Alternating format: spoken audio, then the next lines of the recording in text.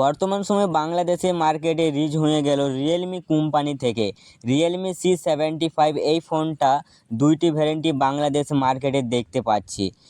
এটা হচ্ছে 8GB 128GB, এর বর্তমান বাজার মূল্য 19,999 টাকা, মানে 20,000 টাকা। আর একটা হচ্ছে 8GB 256GB, এর বর্তমান বাজার মূল্য 22,999 টাকা। 20,000 টাকা বাজেটের ভিতরে রিয়েলমি C75 স্মার্টফোনটা কিনতে যাচ্ছ, তাদের জন্য আজকের এই ভিডিওটা খুবই গুরুত্বপূর্ণ হতে চলেছে। তোমাদেরকে ছোট্ট একটা রিকোয়েস্ট করবো, এই ভিডিওটা কিন্তু সম্পূর্ণ দেখার চেষ্টা করবে। এই ভিডিওটা কিন্তু একদম স্কিপ করা যাবে না, ঠিক আছে? এই ভিডিও তোমাদের কিন্তু সম্পূর্ণ দেখতে হবে। অনেকের জন্য এই মোবাইলটা ভালো হতে পারে, চলো দেখে নিই কাদের জন্য এই মোবাইলটা বেশ হতে পারে। প্রথমে আমরা কথা বলবো ডিসপ্লে নিয়ে। ডিসপ্লে ব্যবহার করা হয়েছে 6.72 ইঞ্চি IPS LCD একটা ডিসপ্লে। 20,000 টাকা বাজেটের ভিতরে IPS LCD ডিসপ্লে পেয়ে যাচ্ছে। একই সাথে এই ডিসপ্লে 90 হার্জে। বর্তমান সময় 20,000 টাকা বাজেটের ভিতরে ডিসপ্লের দিক থেকে কোনো কমপ্লেন নেই। 20,000 টাকা বাজেটের ভিতরে আমরা এইরকমই কিন্তু ডিসপ্লে পেয়ে থাকি। তো বন্ধুরা, আশা করি তোমরা ডিসপ্লেকে ব্যাপারে বুঝতে পারলে। এবারে আমরা ব্যাটারির বিষয়ে কথা বলবো। ব্যাটারি ব্যবহার করা হয়েছে 6000 mAh ব্যাটারি।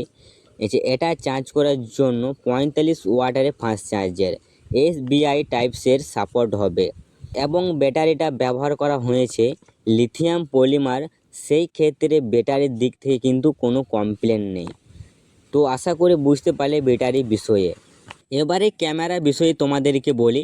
ব্যাক সাইডে দুটো ক্যামেরা দেখতে পাবো, একটা হচ্ছে 50 মেগাপিক্সেলে আর একটা হচ্ছে 2 মেগাপিক্সেলে প্রাইমারি ক্যামেরা।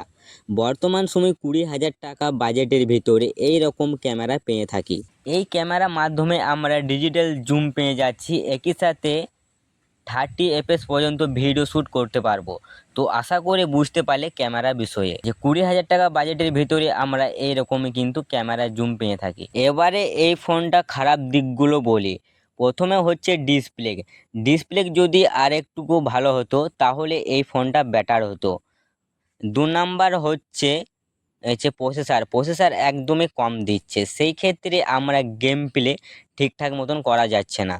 তো আশা করি তোমরা বুঝতে পারলে। তো বন্ধুরা, ভিডিওটা ভালো লেগে থাকলে অবশ্যই একটা লাইক করবে, চ্যানেলে নতুন হয়ে থাকলে চ্যানেলটা কিন্তু অবশ্যই সাবস্ক্রাইব। তো বন্ধুরা, ভিডিওটা ভালো লেগে থাকলে প্লিজ একটা লাইক। এবার আসছি অন্য কোনো ভিডিওতে।